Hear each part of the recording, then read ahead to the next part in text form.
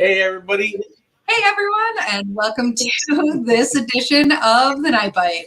I'm Josh. And I'm Emily, and we are excited to be here tonight talking a little bit about a product that we love that bridges the gap between ice and open water. And I know that's kind of the space where many of you guys are at.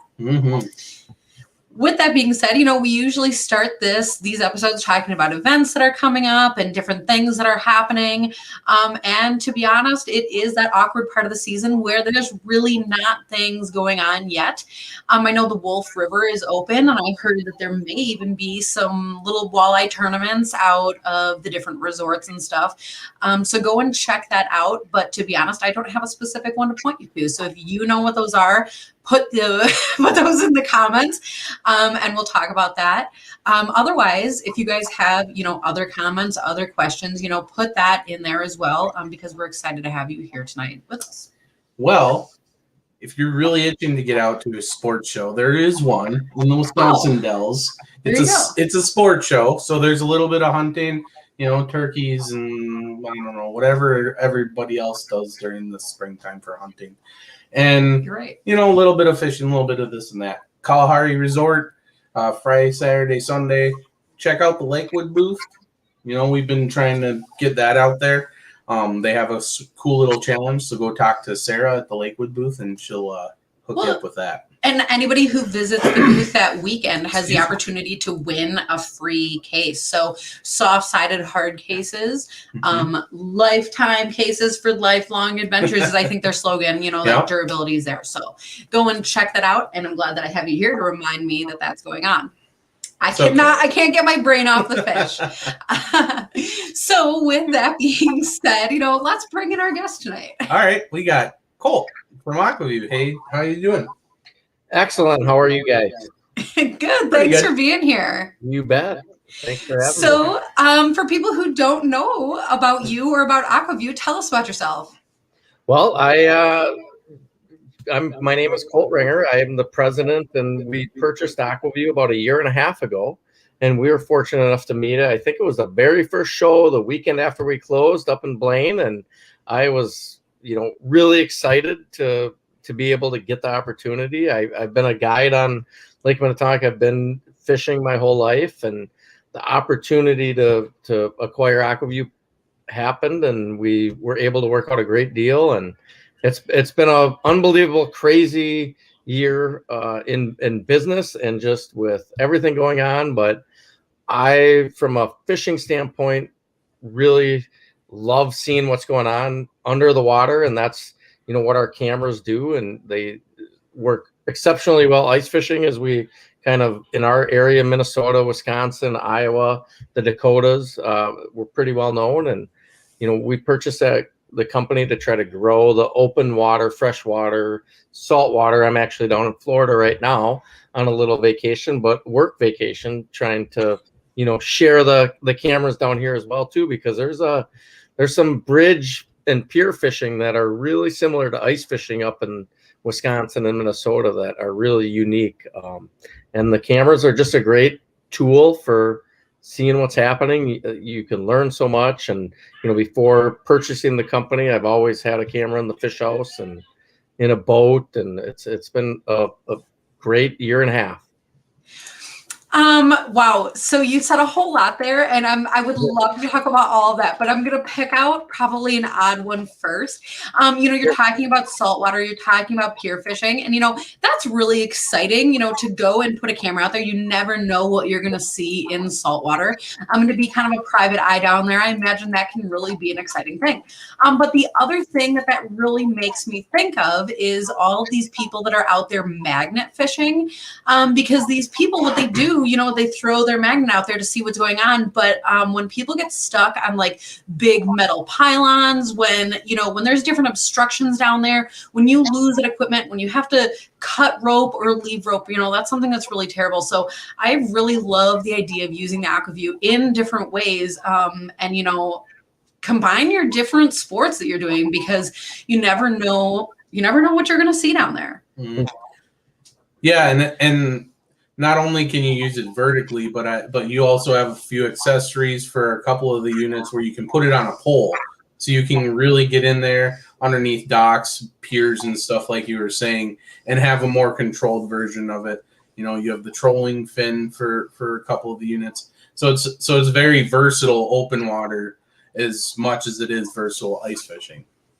Well, and that's the message, I think. And, you know, at the first shows I was at, and AquaVu has been around since 1997. They were the pioneers in the underwater cameras. And you hear it's like, oh, I have an old AquaVu in the big black boxes that, you know, the black and white screens, and to where we are today with HD and full color and the micros and the fins and being able to, you know, capture, and you guys shared the trolling fin for the micros to be able to capture those live strikes. And it's just something that we like to say we kind of sell fun, you know, with our camera systems, because it's just a lot of fun to watch fish strike. And I always joke as like, there's a reason aquariums are so popular, is people like to watch and see, in the mystery of, you know, seeing what's under a lake surface, a river, or an ocean, you know, the snorkeling, scuba diving. But it's a exciting time, and we're going to continue to innovate and bring those varied options to the underwater viewing world. Well, and I think a lot of times people are thinking, you know, you put the camera down, you see fish, you don't, you know, but I think, yeah, but it's so much more than that, because there's a lot to be learned from what you see. You know, are the fish sitting still? Are there bugs around? Are they chasing those bugs? Are there minnows? Are the fish moving? Is there something moving those fish? Hey, there's crappies here, but the pike are all chasing them. You know, so it's one thing to have, you know, a great graph, a Vexlar, something like that. And I have a Vexlar. I love using it. You know, it's a great fish catching tool, but you know, one time we even went out, we thought we were on a huge pile of fish, and then it turned out to be a whole bunch of bullheads. Well, so. I mean, it was still fish. Well, yeah, we thought we would hit the mother load of crappies, is right. what we thought. But it was the mother load of bullheads, which was still really impressive, and it's a very cool video, but was not what we were looking for. Well, and even yeah, go ahead. No, I was just going to say, with all the technology advances in the technology with ice fishing, sonar, and the live applications that are out there, it's still, you know, we're still able to drop and actually identify and see what is there. And we've learned so much just in my fish house over the years with the camera, and, you know, hearing the stories at the shows, and it's just a tool that shows you what's actually down there, and it's a different world under the water.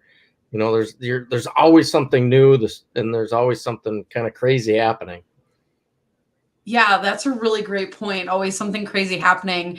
One time we were out just kind of, again, trolling for crappies, and we ran into a big muskie, you know, just in a lake that we fish all the time. We know that they exist out there, but we just didn't expect that fish to be there at that time of year, you know. So, I mean, if you went looking for that, who knows if you'd stumble into that, but to have the ability to do that and to see it is a huge advantage. Yeah. I think the coolest thing we learned a couple of years ago, and then we started doing it this year in Minnesota, was the amount of, like, the northern pike and even bass, the amount of dead fish that they would eat off the bottom late in winter, where you're always kind of thinking, oh, let's put dead bait under the ice with tip ups and everything.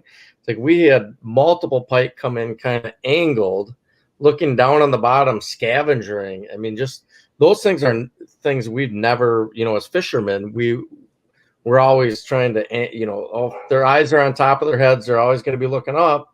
But the amount of food or fish that came in and ate off the bottom was pretty crazy. And we never would have seen that without the camera. So.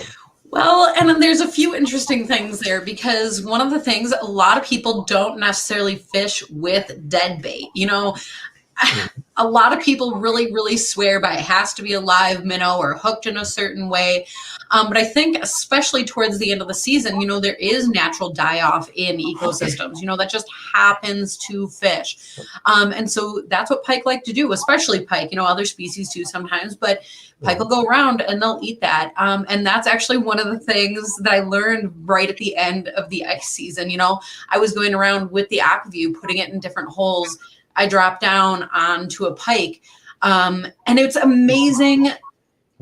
You're laughing at me. I love talking about this. You know, so the camera is down there and it just is still, you know, nothing moving or anything. And the pike comes up and really like mouths it. Do we know there's, okay, here's the thing to everybody at home why we're laughing is because I had Josh queue up a video or two, but I thought of this last second and I don't know if this is easy.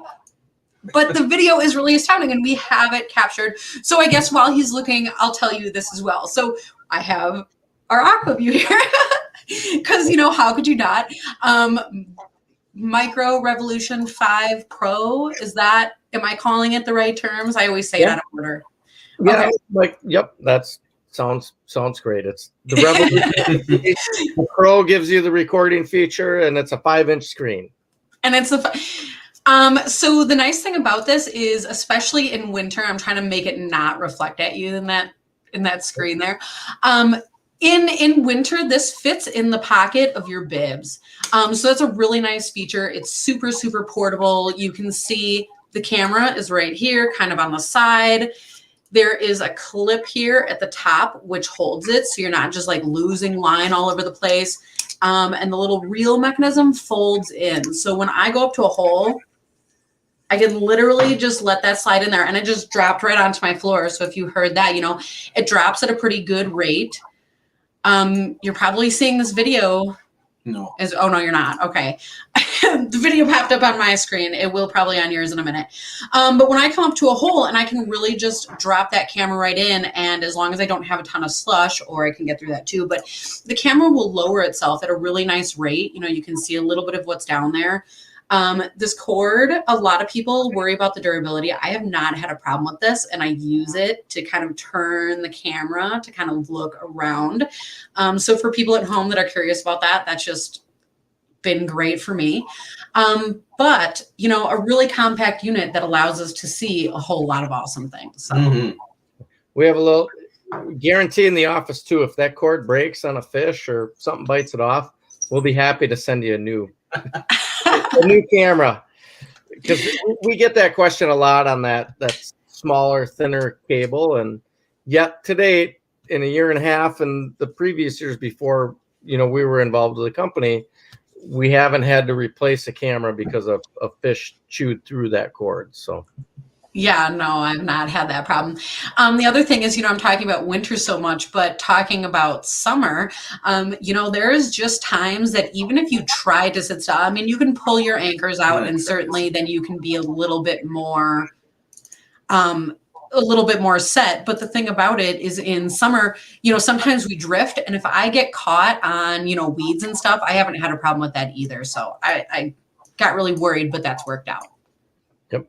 We were down in Florida last year doing some training. We were using the cameras and we I don't know what we got caught in, but it was, you know, we were caught in something, you know, some piece of structure, and we were able to keep, basically I was like, oh, we're for sure going to lose this camera. And we were able to get it out. But no, that's a great point. And everybody who's got the camera already too. I mean, the amount of use I used that little micro in the boat was more than our big HD XD systems last year, because it's so compact that you can actually fish and then throw that, you have your rods out, drop that camera down with the reel system and kind of manage the cable and get it up fast. And if I couldn't figure out what I was seeing on my depth finder, and I mean, I ran into a school of walleyes I thought was a school of sunfish when I was bass fishing. You know, one afternoon, was like, all right, I know where I'm going to go with slip bobbers later in the night. And we did, but that's awesome. You know, that's for everybody that's out here, you know, listening, that has the cameras. And we talk about, all right, store them and charge the batteries twice a month. we're saying take those cameras and throw them in your boat. And you're not going to use them every day, but it's nice to have as another tool, you know, for when you can't figure out how to get the bite or what you're looking at, or just see something cool on your graph that you want to find out what is actually down there. So. Oh, that's a really fun thing that you just said. You know, look at your graph and see what's down there. Josh and his family had taken a vacation forever to the same lake. You know, in a shocking turn of events, we actually ended up at a different lake system this past year. So that was crazy. But I have to say, you know, we had all of these old waypoints that the family had visited for years, you know, a rock pile, a this, a that, and we were able to visit some of those spots because, you know, you guess for so long, what does this look like? And we found out some of them were like piles of tires, you know, it's like, it's terrible that litter is there, but it's just funny that that's what it ended up being. You know, some of them were huge rock piles, you know, all kinds of different stuff, but it was really, really fun to get out there and do that. And again, like we're saying, it's really a great thing to do with the family. So especially if you have youngsters, little kids on board, it's that moment where they're, you know, they're getting bored. Give them that camera, you know, let them check out what's down there because they might learn something, but it's a lot of fun in the process. Yep, and it'll save a trip with kids too, because if they're not biting, you can entertain them for a long time just by dropping the camera down. Well, and you never know if they find fish because that really might happen. Something. Yep. Yeah, they'll be like, "Hey, they're here." Right. So I might have found it. So I think Josh has this video that I talked about. So sorry to take up our screen. But so here we are. We're following a whole bunch of crappies. And it looks like Josh is going to fast forward through. Yep. But we come up to, you saw a little preview. It'll come onto the screen. So what I'm doing is I'm looking for the crappies because they were in a little pocket of a back river that, you know, they were just kind of moving. I'm pointing on the screen. You can't see them because you're watching the fish right now.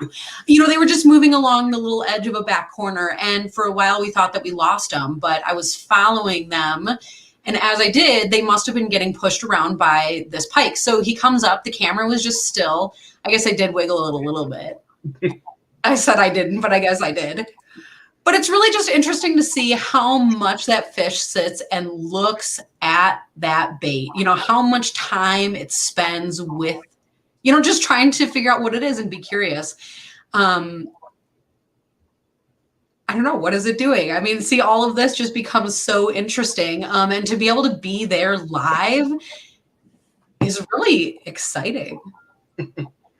Yeah, so I think actually what you see and it there. Snapped at the camera. There you go. Yeah, so the snap is actually a tasting. So it's like sucking water into its mouth, trying to figure out what that was.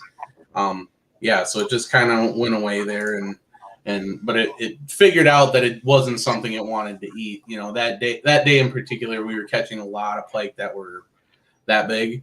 You know, so maybe that one was just a tiny bit bigger, but they were very hungry because they're getting towards that spawning period. But yeah, I was just kind of looking at it and figuring out if it was something it wanted to eat. So, but you would have never known that because it probably would have either A, bitten your jig off, or B, you would have never knew it was down there. Right. Well, and when the video first started, you saw a crappie in the beginning and Josh fast forwarded. That's cool. But, you know, we were able to hop hole to hole to hole to hole and see that school of fish kind of come through. And it's a little bit hard to translate in the camera because it doesn't necessarily look like left to right traveling, depending on where I'm standing in the hole and, you know, whatever. Sometimes it looks like they're coming in frame at you. So again, that's a little bit hard to translate how it all goes. But when you're there in real time and you can move from spot to spot and see that these fish are doing that too, it's also kind of good to get a sense of how quickly they're moving. So if you sit in a spot, you know how fast they'll be back. That the last time I was on the ice, I was on the how fast the bluegills and crappies were moving through basically told me, it's like, I'm not fast enough to drill holes to catch those.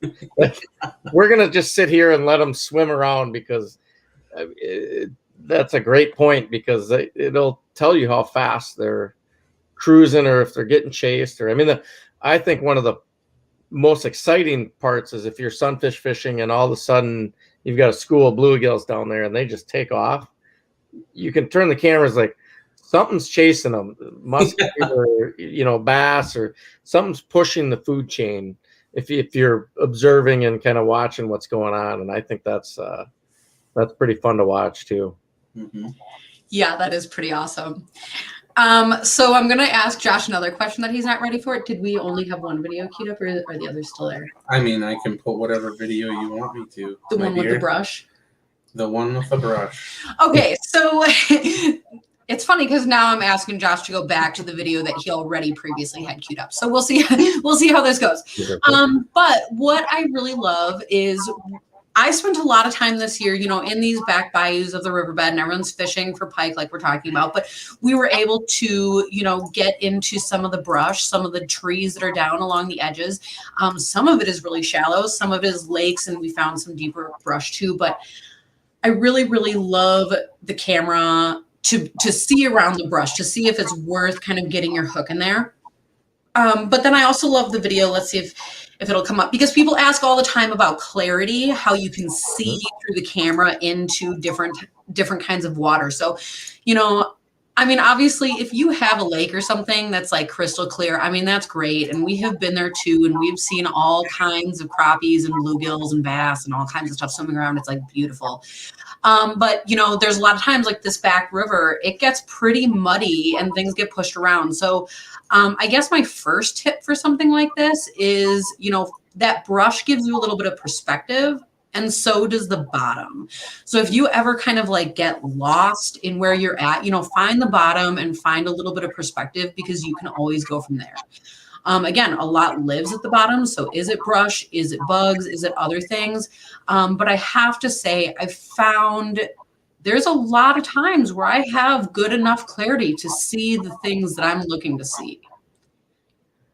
Well, and maybe you can echo on this too with the crappies and sunfish and bass that are in those piles. But what we've seen too, or what I've seen, is sometimes if you drop that camera down and you have, we'll be able to add the little orange weight or or yellow weight.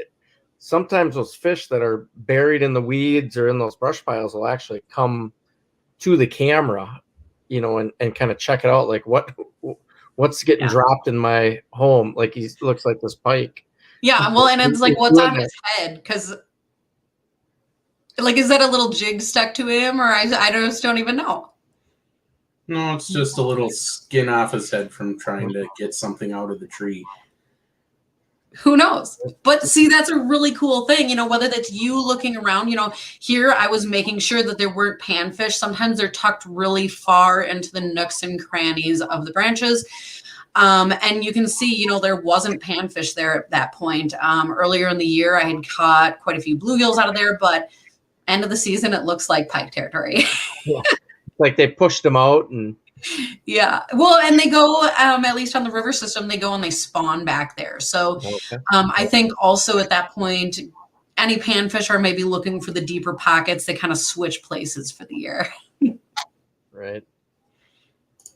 Yeah. We were able to look too on Minnetonka where there's a healthy population of bluegills. You could actually see when a pike ate a bluegill, because you could, if they got close enough to the camera, you could be like, oh, yep, he just ate. That's crazy. There's something in his stomach right under the gills that's sticking out. That's awesome. But then that your bluegill fishing is probably not going to be great if they're running around and the pike have bluegills in their bellies. But well, that's great footage. Yeah. Well, and honestly, again, like I hate to be repetitive, but I love footage like this because, again, in crystal clear water, of course you can see, but when you have something that's so dark like that, to be able to have the example of, that fish is not immediately next to the camera, you can see, I don't know, you can see more than I expected that you could with a camera. So I've learned a lot about fishing from using a camera. That's great. So other topics that I know that people are dying to hear about, the battery on these AquaVus. So, I have certainly the super portable one, and there's different sizes. So I only know really about the battery for this. I almost never lose battery, and it almost never dies, unless I forget to charge it. Mm-hmm. So what do you have to add about, other batteries for this or for the other systems? Well, the systems in the micros are lithium batteries, so they're built in and portable. And, one of the things we always talk about is, powering that screen size, making it bright. It's like a cell phone. So it's all kind of built in on our 715 and our HD systems. What we're learning and what we're talking about with all the different lithium battery options available, that we've got a system that you can add, it comes with an SL, 9 amp or 12 volt battery, comes with it. But with the different, there's so many different applications that are out there. One of the neat ones we just have in our office is the adapter clips that will go onto a Milwaukee battery.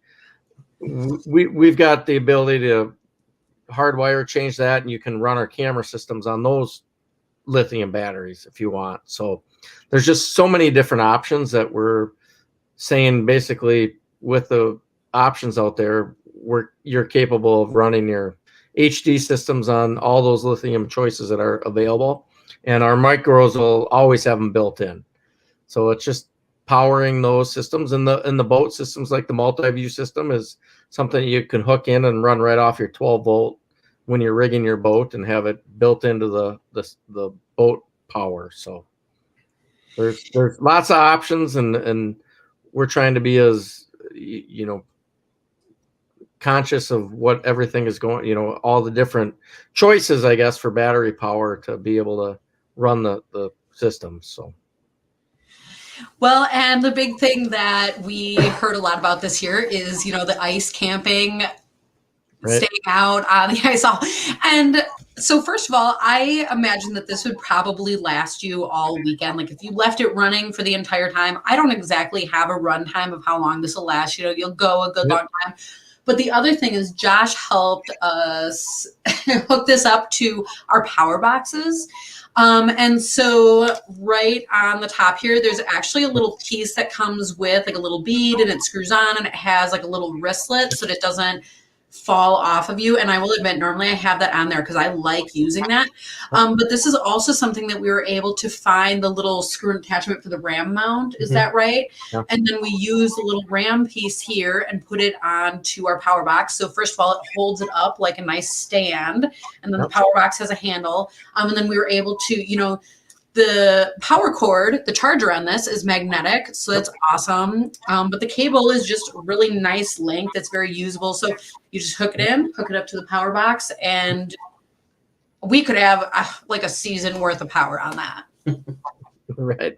And we've seen people that have used 5-gallon buckets, and it's the same GoPro mount, threading, so with all the accessories out there and the power sources that are available, we've seen a lot of people run those, for 6 hours, 8 hours, 12 hours, with a 5.0 that's has a recording, the DVR feature built in, like you guys are showing the footage. We're kind of saying it's like, use it as an underwater trail camera and go put it on your tip ups or, lines. And then what's fun is you get back after fishing, and you may or may not have caught a strike on a tip up, but when you go look at the footage, it's like, holy cow, there were, we had 5 pike look at the minnow and didn't even bite. So things were off, or, you capture strikes. So, but yes, it is compatible with all the power, portable power boxes that are available. So with the USB to connect into that. So. Yeah, that's a really great point. And the other thing that I have gotten asked about with the AquaVu, and again, this was with the Pro because it does record, but again, with the recording feature, you're not having to deal with other memory cards or things going in and out or pieces to lose. Again, because that memory is all integrated right into this unit. And so again, just you plug it instead of the power, you plug it just right into your computer, and it's the built-in memory right in here. It goes right to your computer.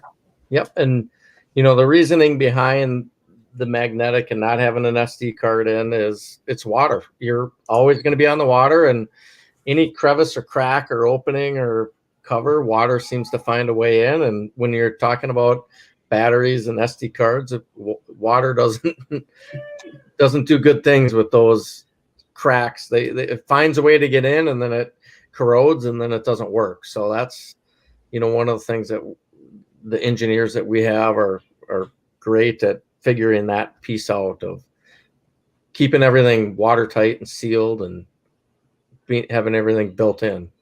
Yeah, that's for sure. Gosh, it makes me think of just like ice. I've thrown it into my sled. It's on top of my jacket. Try to be pretty nice to it, but it gets snowed on. You drag it to your next spot. It kind of bumps around. So all of that durability, really. I mean, like you're saying, the water doesn't seep in. So I gotta say, it's it'll make it. Well, we get asked that too. It's like, oh, wouldn't you'd be able to capture more if you could put a bigger SD card in, or it's like, yes, we could, but we want the systems to work and we want them to be durable. And like I said, we've got a great team that thinks about this stuff, because we have a team that is ice fishing and is on the water and is fishing. So, we're actually living and using the cameras as well as producing them to sell, so that they work in the conditions that our customers are going to be using them in. So it's a big key for us and focus going forward as well. So, yeah. One other feature that I guess I didn't even mention with these AquaVus is that there is actually also a light on them. So, we're talking about all these other features, and I know we'd already talked about clarity, so I won't go back over all of that. But again, that's a really fun feature. Night fishing, when it is dark, fish have like a really fun reflective quality. So even if you put that down in the dark, it might still be okay. But when you have that light, then you really can see. So that's a really great little feature. And gosh, there was something else that I was going to say about it.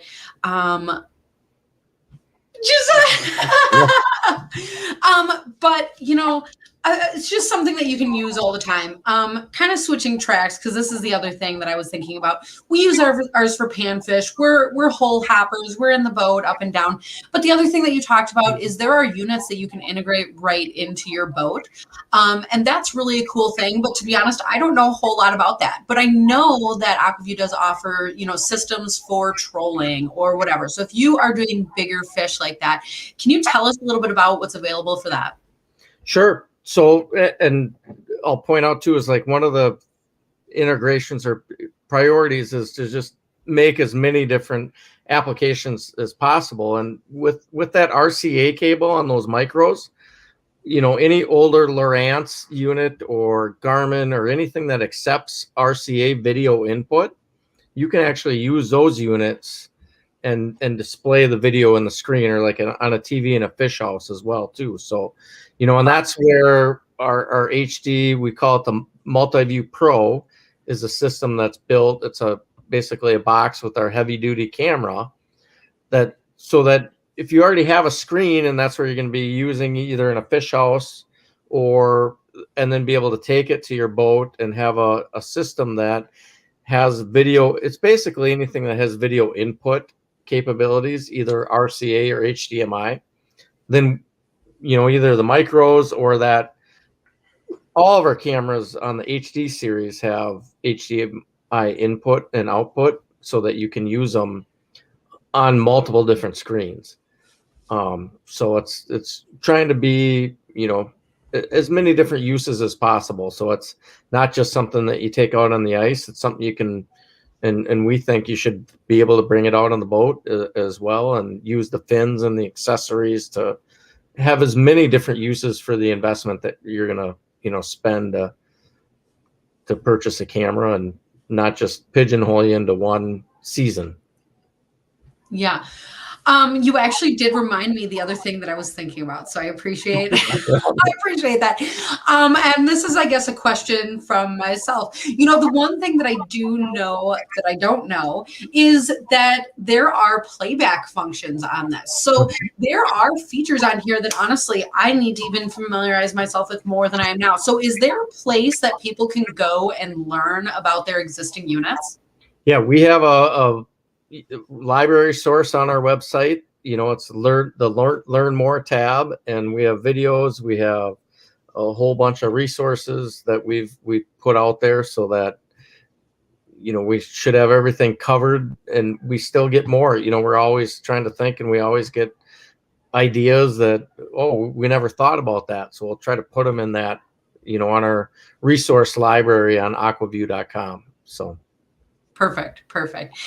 Because one of the most terrible things is to have technology and not totally know how to use it, because if you have something that does so many awesome things, you should be able to use all of those functions. So definitely worth your time to go to the website and check that out. Or if you're trying to learn about a unit, which one is right for you, that's a lot of in-depth information that you can then sift through and then see what you're actually looking for yourself and the way that you fish.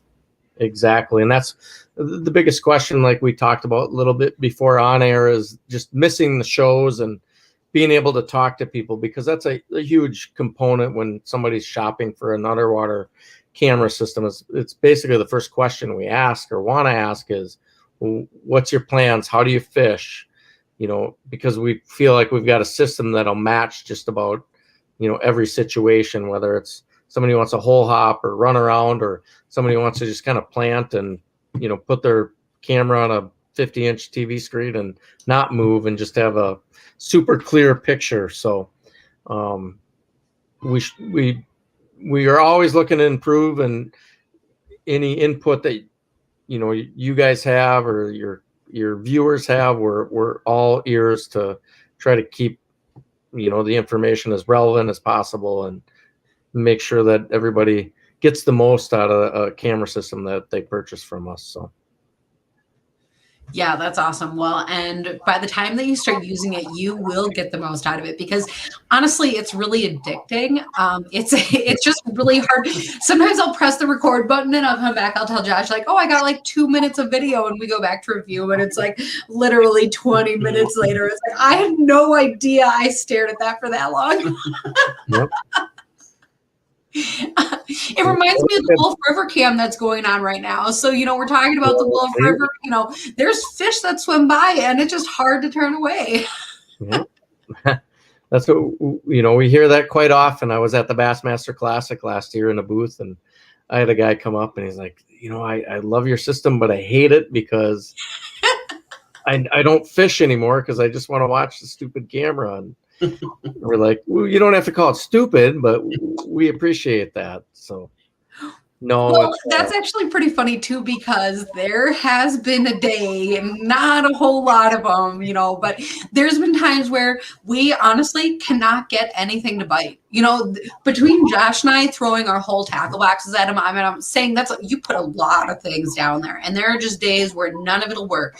But then you can go through with the camera, and it's almost at least a little bit of relief to be like, I know that I still found them. Like, even if you will not bite what I'm giving you, like, I know that you are there. And I still want a little bit. Well, we have a lot of guides that use the cameras, and, they share stories how it's like, I can't make them bite, and drop the camera down. I was like, they're there. They're just not eating right now. So, Yeah. Well, and it's easy to laugh at right now, but certainly that moment in the boat is like most infuriating. It is. But I think the biggest thing I've learned from a fisherman too is it just makes you try different things. Yeah. Try to get them to bite, and sometimes it just doesn't work. Yeah. But there are times when you can figure it's like, oh my gosh, it's downsizing, or it's trying a different color, or it's like, well, and there's definitely also been a time where, I have some super sensitive ice rods, spring bobbers, all of it, but then all of a sudden you don't see that bite unless you have that camera. So that is really fun. Yep. No, that is a big piece of it. I mean, to watch bluegills or perch or something suck a bait in and spit it out, suck it in and spit it out, and you're not going to see that on a bobber or rod so. It's true. We actually had a question pop up here. So Spud Rose, how does it handle high temperatures? Asking for a friend. Well, it's like I said, we've had them out in the middle of the summer, and we haven't had any issues in heat yet. They're built to handle the extremes as far as cold and the warm weather. Like I said, I'm down in Florida, and it's warm down here, and they sit out and the cameras heat up, and we throw them out on the asphalt in the summer and test them, and so we haven't found any issues with it yet as far as too hot. Yeah, well, and like you're saying, or with too cold, because I shouldn't admit this, but I'm going to. There's times where, like I said, you leave it in the sled all day, or as you're using it in and out, and I've never had any kind of glitch with it being cold. It's not slow to start up or anything like that. But then I've had the opposite, and this is really not good, but I've left it just like sitting on the boat deck. And it's like, because you get like one cast in and then another cast in and then another cast, and then all of a sudden like 5 hours goes by and your camera was sitting on the deck the whole time. And it's like, again, that's something that I've put it through, and fortunately it makes it. Yep. We do have another kind of comment here, but a really good, I guess, conversation lead. So from Terry, keeping the cam on my bait is the hard part. The cam wants to spin. So, that is something that does happen. How do you work with the camera to make that not do that? Yep. And if, like you said, I think depending on the camera system, if it's the micro cable, that's a little thinner cable, so that's always trickier to get. What we're gonna start doing with our ice pods is, I think you can buy them at a hardware store. They're little plastic clips, and instead of the rubber knob that comes in our camera positioner, is basically taking a clip, or it's like a chip clip with the rubber knob, and then clipping that on the cable, and then using the tripod piece. I don't know, my hands aren't making sense. Yeah. But if you clip that cable and then you're able to pick the cable up and spin it, that should help with the micro cable, so to speak, spinning. On the HD series, the thicker cable, depending on, I'm assuming we're going to go ice. If it's ice related, then, we've got the clips, we've got the Mopod that will keep it kind of pinned. In the summer, if it's spinning, it's the trolling fin, adding the fin and weight systems to the camera to keep it stable. On the micro, and you guys shared, the fin that you guys have developed, and we're still trying to figure out how to do that. But it's basically adding, the more weight you can add to the camera and that clip and the little plastic fin, or kind of get creative, then that's going to stop it from spinning if it's an open water situation. So. Well, Terry, you just said ice, 20 foot of water. Yeah. I think the thing that really helped us was getting the motorized tripod. Yep. The other one is really great. It does work, and I should have thought myself to use a chip clip instead of the rubber grommet piece. But if you get the non-motorized one, definitely take the advice, grab a chip clip. That's going to work great. Otherwise, you can actually take a knife and cut that little rubber piece thin for the cable too. Okay. There's another idea that's been shared with us. We're not going to take credit for it, but if you have that rubber piece, you can actually not cut all the way through it, but just a thinner slot, and then slide that cable in there. But go the Mopod too. Yeah, that's really cool. The little remote is very, very sensitive, so like you can really micro adjust it, and it does keep it in one spot. So it's worth the investment. It runs off a couple of AA batteries or something, and especially if you're sitting for a while, it's definitely worth the investment to get that, I think. Well, and kind of like your fishing line, sometimes you need to just let a little bit out and make sure that it doesn't have twists and coils in it. Because like I'm saying, I'm sitting out there and I'm turning it, or you're using the little knob for the stand and you're turning it. And sometimes you forget how many times you go in one single direction. So first of all, try turning in both directions as evenly as possible. I know that's kind of hard and subjective. But I think also just sometimes letting enough out there and letting it get to the point where it stops spinning. Even if you need to go to a spot where there isn't fish, if they're that sensitive, but just make sure that you're starting with a camera line that isn't, having twist to begin with. Yep. And I think adding more weight, if you can add 2 clips or, 2 weight systems on the smaller cable, just stretches that a little bit and keeps it, depending on if there's current or, I see the 20 feet of ice and 20 feet of water. I think that's more cable, more twist, and but more weight is always a good answer.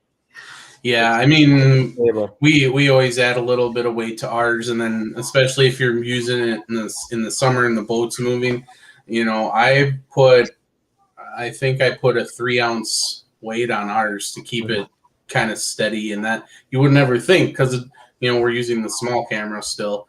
And right. You'd never think you'd need that much, but it does like to float up quite a bit. And, it's not that big of a deal. You just clip on a catfish sinker and it does really well. But before we get too far into the conversation, I did want to bring up, Emily brought up the Wolf River Cam already.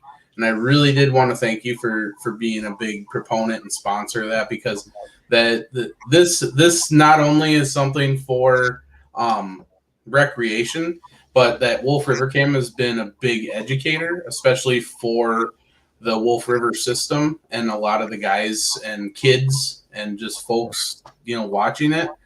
So we really appreciate that. And if any of you have never checked out the Wolf River Cam, definitely check it out. Just type in Wolf River Cam in Google. Kolt has helped I can't remember his name, but has helped Wolf River Cam get some units out there. They put it out in the springtime. You get to see the walleye run. You get to see the sturgeon run. It's just really neat. I'll even tell you, go and look at cam called Shy Actin 1. Or maybe don't. Not when you're at work, because you will curse me. It is hard to watch that at work. Yeah, I'm fortunate. I work in a natural resource office, so we just put it up on our TV and we just let it run all day. But fortunate, unfortunate. Then we're all just wishing we were out fishing. No, you're welcome, and thank you guys for supporting it as well and bringing it to everybody's attention, because it's a big piece. It's educational, and the more we can share with kids and people that are new to fishing or doing research, we're happy to help. So. Well, and I know Emily uses it in her job for some kind of day services. My coworkers, several of them have teachers for wives, and so they put it on in the classroom for kids. We've had to laminate fish ID cards for the wives so they can show all the kids what they're seeing, because every new class there's always arguments about what I know what this fish is. No, it's not that, but it's really cool to hear those stories, and it's an awesome thing. That's great to hear. We appreciate it.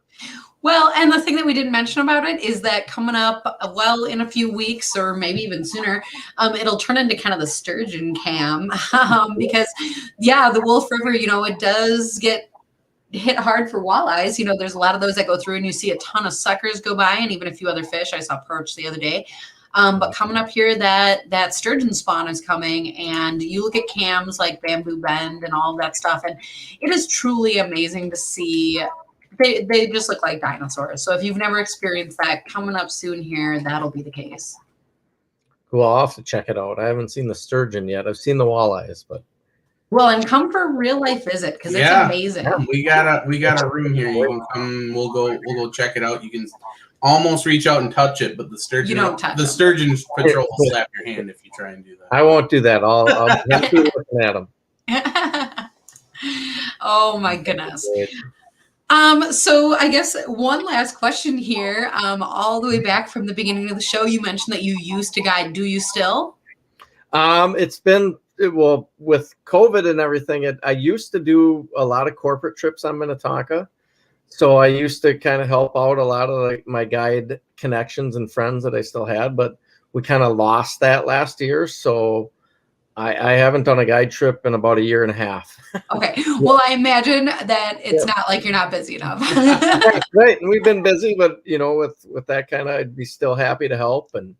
But yeah, not full time or anything, but still try to help out. I do try to help out on the high school fishing side. There's been a big push with that up in Minnesota and where I live, and helping with those teams has been a lot of fun too. So, but.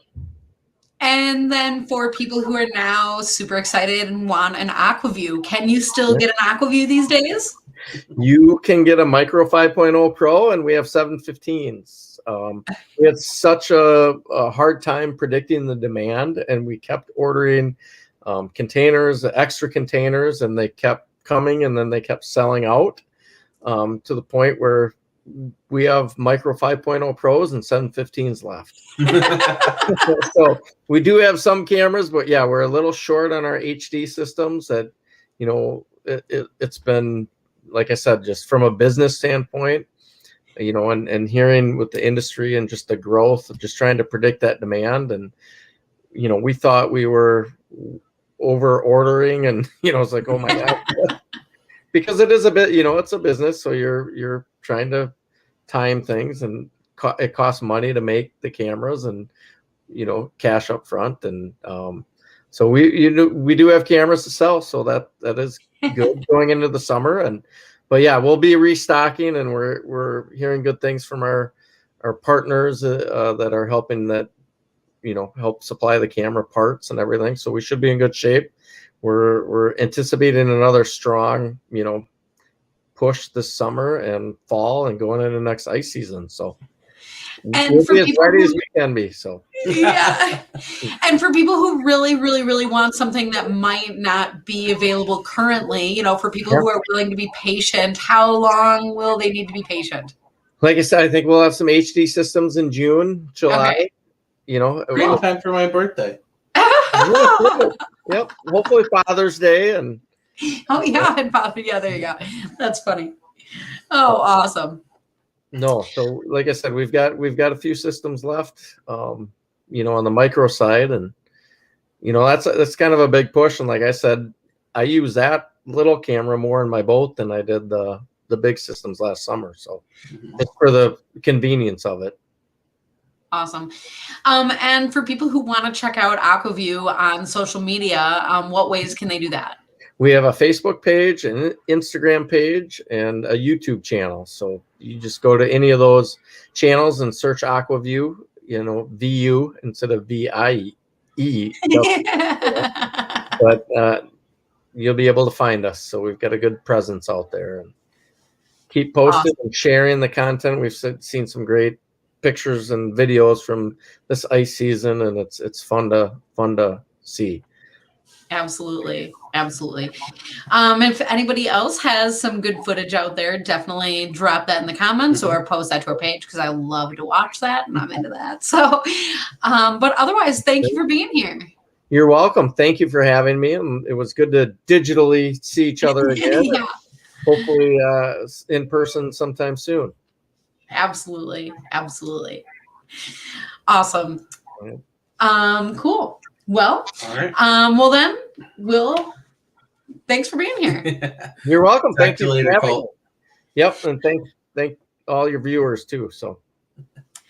And to everybody at home, thank you for joining us. If you still have any questions that you didn't get to ask about the AquaVu, then, still post them. Maybe we'll be able to answer them, or we can connect you with Kolt or somebody else at AquaVu who can. Again, if you have tournaments coming up, if you have events coming up, if you have anything exciting, please share that with us as well.